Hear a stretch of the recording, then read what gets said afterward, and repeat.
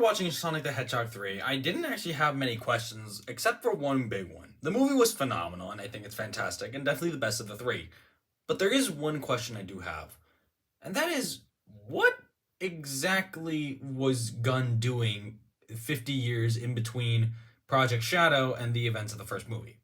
We hear in the second movie that Gunn was formed after the events in San Francisco. After the events in San Francisco, a global task force was created, devoted to protecting our planet from alien threats. That day, Guardian Units of Nations was born. AKA the events in the first movie.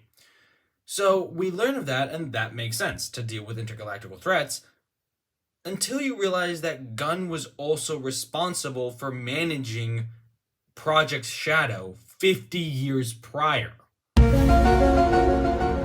So it doesn't make a lot of sense as the fact that they were formed after the events in San Francisco, 50 years after Project Shadow, yet still be around 50 years prior to continue Project Shadow. It just doesn't make any sense.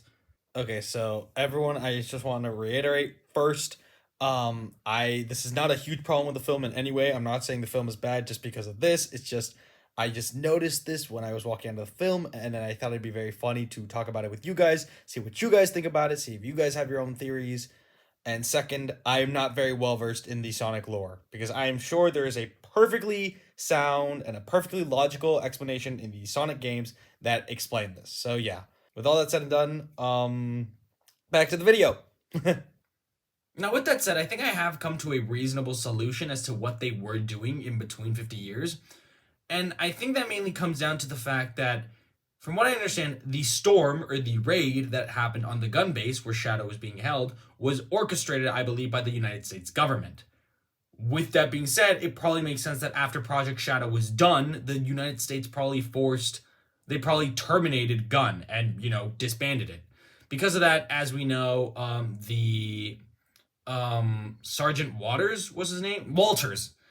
Sergeant Walters, or Colonel Walters, whatever his name was, who works in the Pentagon, by the way, he was most likely moved from Gunn to the United States government, worked his way up the ranks, and then when Sonic happened, they realized, oh shoot, maybe we still could use Gunn's help.